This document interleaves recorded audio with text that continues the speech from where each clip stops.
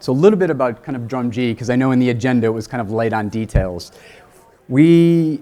Capital markets professionals, technology professionals, enterprise professionals, we have a strong belief that we lead with a business focus. And why that becomes important is because we don't necessarily choose the tool first. We want to actually allow and diagnose kind of the use case before we actually choose the right tool.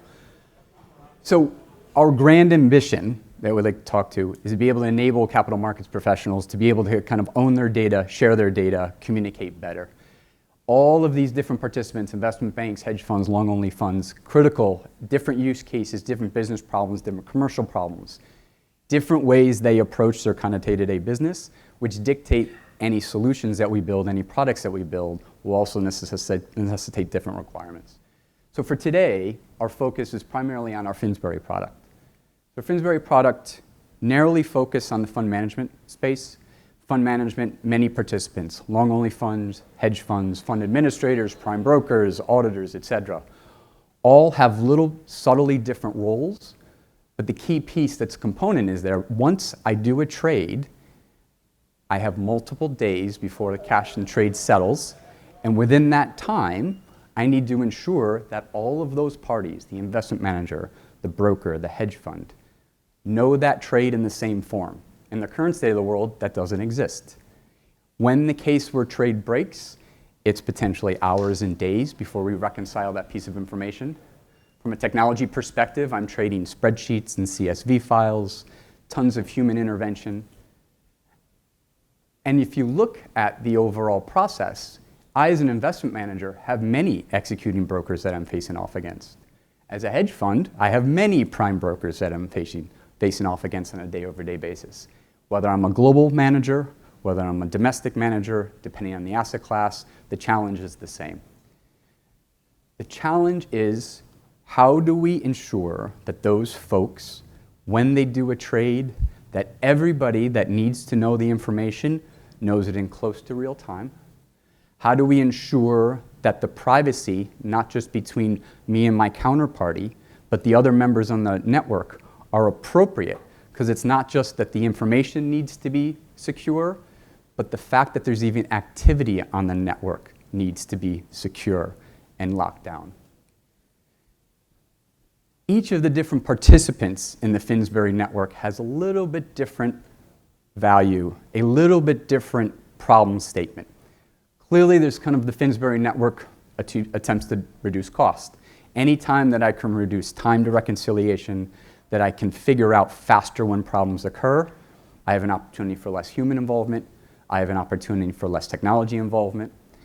There's also the space where, given I as a hedge fund or I as an investment manager have many different service providers that I'm interacting with, when I want to onboard a net new service provider, it takes weeks and time, and that inhibits my ability to do business and time to market.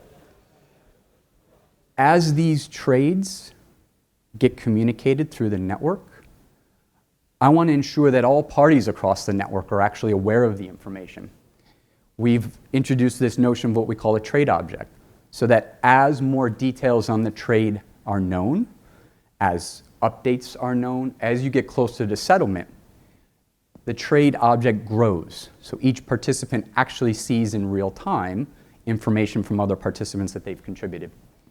As a fund manager, I need to know this information sooner because it allows me to more confidently either put risk on or take risk off.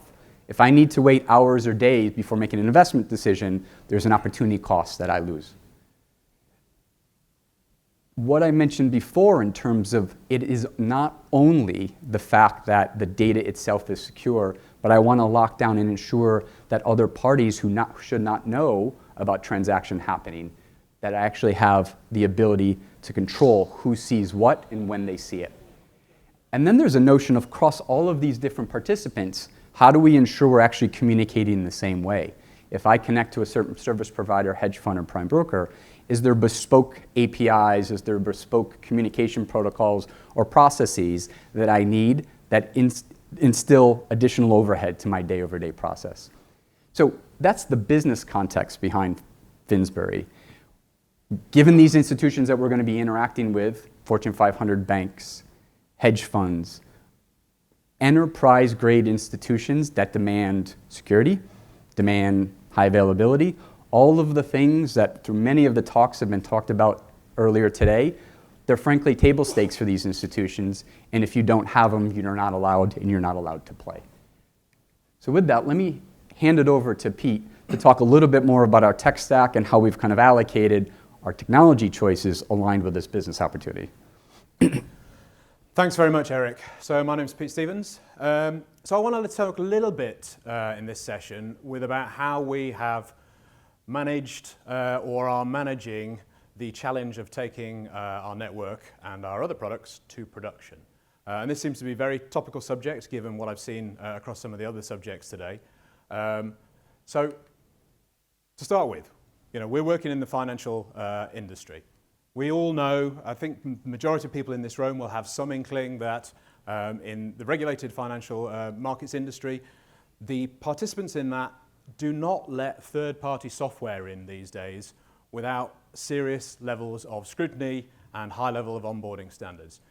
As an example, these are just some of the requirements that came up with some of our vendor onboarding with various partners and clients that we're working with at the moment. But then when you take the fact that we're working with emerging technology, by very definition, emerging technology is a moving goalpost. Yeah? It is not finished. There are not commoditized stock answers to the questions we saw on the previous phase as there are with more robust or more well-known and less moving technologies. So we've got a little bit of a conflict going on there. And it's not just the technology. We're not hobbyists putting in new technology for new technology's sake. We're not just doing upgrades on existing platforms. We're trying to bring in entirely new business models, which will use new operating processes, which are enabled by this new technology.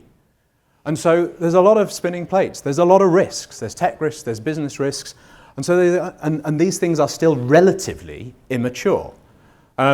So how do we manage all of this? And how do we reduce the level of risk that we're taking on? And rather than sort of eating the proverbial elephant in one bite, how do we manage it in more manageable chunks? Well, as Eric pointed out, we've got a grand ambition that we think is going to have a big impact. And that is, we want a network of networks that services capital markets globally and breaks down existing silos, which enables us to bring entirely new business models to play. So when we're architecting our products, we've got a few sort of generic principles that we like to bring in that will hopefully enable us to achieve this in incremental small steps, and which will bring value each step along the way. So the first one is that actually from day one of considering any use case, we want to target production. We don't want to get to the situation where we've built a demo, a proof of concept, and we've got some traction and people are interested, and then we think, it's never really going to work, is it? And have to re-architect everything. So it's not that we actually need necessarily production ready on day one, but we need to be thinking about it right from the start, rather than just sort of navel-gazing. Then we have a concept that we call ledger-appropriate platform selection. Not all of the ledgers that are out there are created equal. They have different capabilities. They're good for different jobs, in the same way tools in your toolbox are good for different jobs. So we've got a process for trying to select the appropriate ledger for a particular business use case. Then we're strong believers in what we call minimum viable blockchain. This is emerging technology, and as much as we all like it and are interested in it, that's why we're here, it's risky stuff. So we want to try and reduce that risk because we're trying to create a commercial product as quickly as possible that we can then start to expand out. So in the early stages, we want to use it as little as possible to get the new business model benefits that we couldn't do without it, but we don't want to overload it and up our tech risks. And then the standard simplicity, automation, and standardization, they all sound pretty obvious, but then when you're working with shiny new toys, it's very easy to go off the rails and start to do everything with all the new toys and be experimenting with them. That's not what we're doing. We're not in it for the research. We're in to try and create a commercial product. So every step of the way, we try and drive these things home. So the first one is a software maturity model. And you'll have seen these things before. However, for us, it's absolutely crucial that right from the early stage of having a demo, we have some sort of framework set up that look at the lost cousin of functional requirements. the forgotten requirements, the so-called non-functional requirements that people don't really think about until they're ready to start going live and then realize, oh, there's some problems. And it's not that we need all the answers on day one, but we've got something set up that's going to take us there that we can say, oh, we've got a load of gaps, we've got no chance of getting through to production, but we'll work on that. And whether it's the demo phase, the alpha phase, the beta phase, or all through to live, we're sort of managing that. And we're not necessarily tackling things too early, but we're tackling things when it's appropriate. How do we choose the ledger? Well, here we've used sort of internal evaluation of the various platforms that are available out there. And then we take the use case requirements plus the non-functional requirements. The functional requirements and the non-functional requirements, munge those all together and come out with our own sort of ranking. And so you can see as an example for Finsbury, the sort of things that Eric was talking about, privacy being, the ultimately key capability of the ledger in that particular scenario. And then some other ones highlighted in green which were sort of seen as key, and some of the ones in red were seen as risks. And then lo and behold came out, I can't show you the whole report, but this is an extract of why R3's Enterprise Corda was chosen, and particularly for its best-in-class privacy capabilities. And that's specifically why we're here talking to you about it today.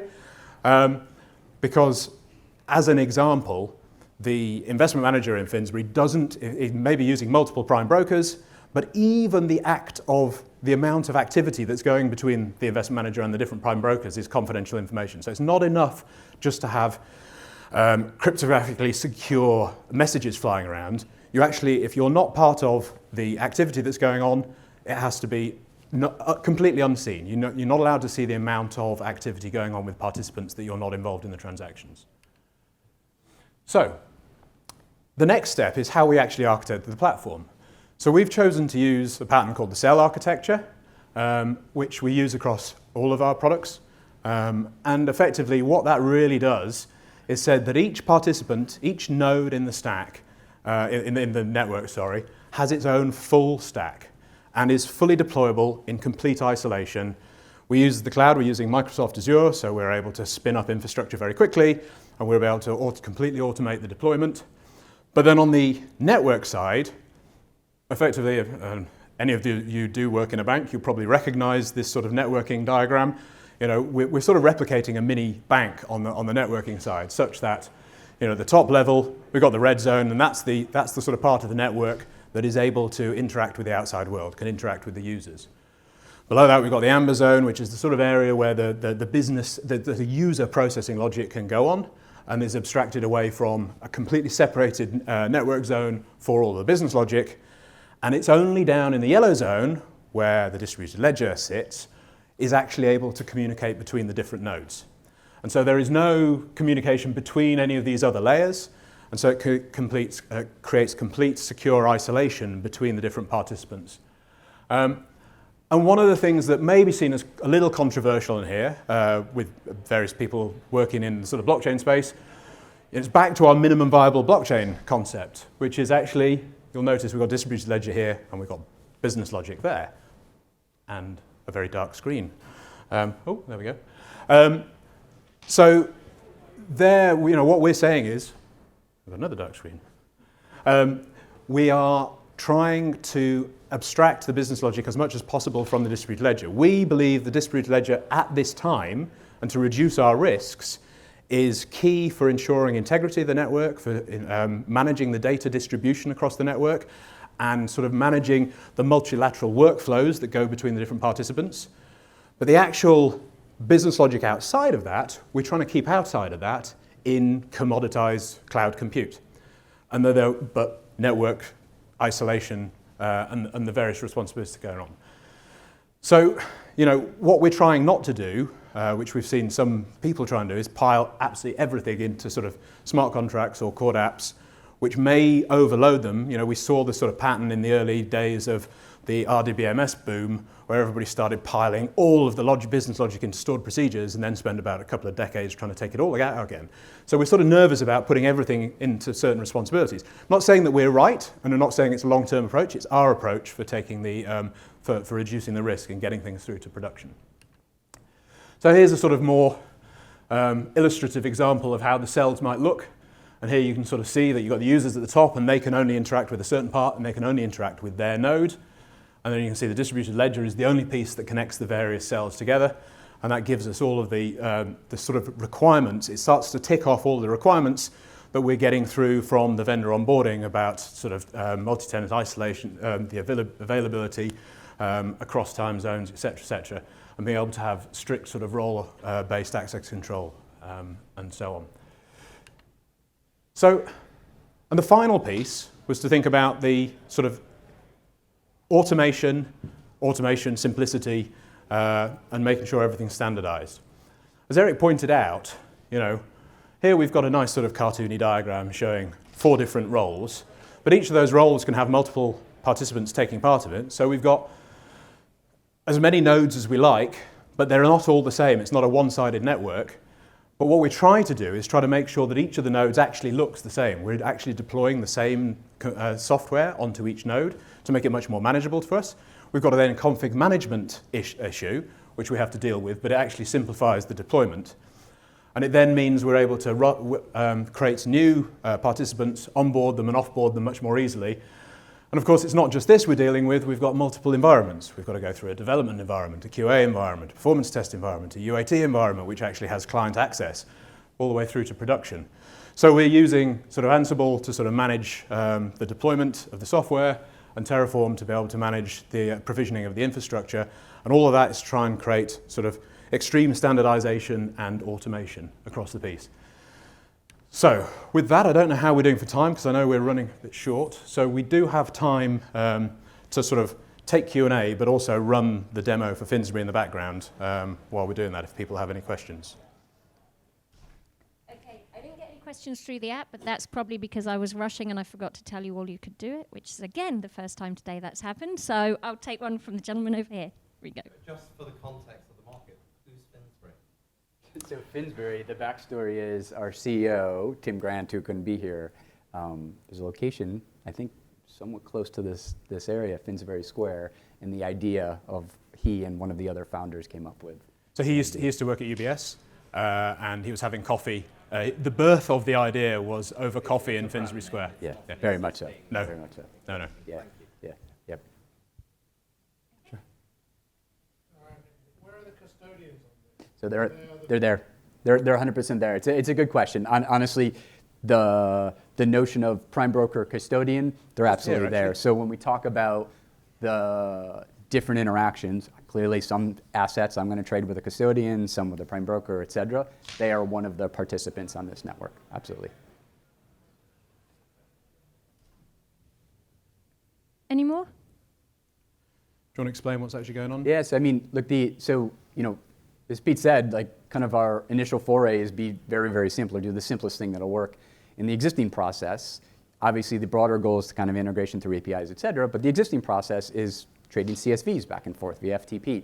And so the notion here of, as an investment manager, I'm putting forth a trade, I'm interacting with either my custodian or my prime broker, and when I submit the trade via CSV to the network, only the counterparty, whether it's with the custodian or the prime broker, should actually see the trades. So as an investment manager, I put 4 trades on the Finsbury network. 2 of them, the counterparty was my custodian. The other 2 were with my prime broker. So as you're seeing kind of in real time is I only see what I'm allowed to see, but I see it at the same time as the other participants in the network. So as we're kind of trolling through here, obviously this UI is more for an operations person to kind of get kind of real-time updates, et cetera. Just to give a little bit of a notion of actual where the DLT and where Corda comes into play, I see the exact same information, 2 different parties, prime broker at their office and the investment manager at a different office, but I'm seeing the exact same pieces of information. And as the demo will go through, if I cancel, if I update any details, if I further the trade or mature the trade through the settlement lifecycle, I'm doing that communication via CSV, ultimately through API. But on Corda, through the Finsbury network, you'll see that trade object grow. And so whether it's the state change of a new or a state change of a cancel, I'm going to see that in real time, and I'm going to see that information that's fully auditable. And so it not only helps my compliance department, but it helps my portfolio manager know in real time what's happening. Thank you. Thank you.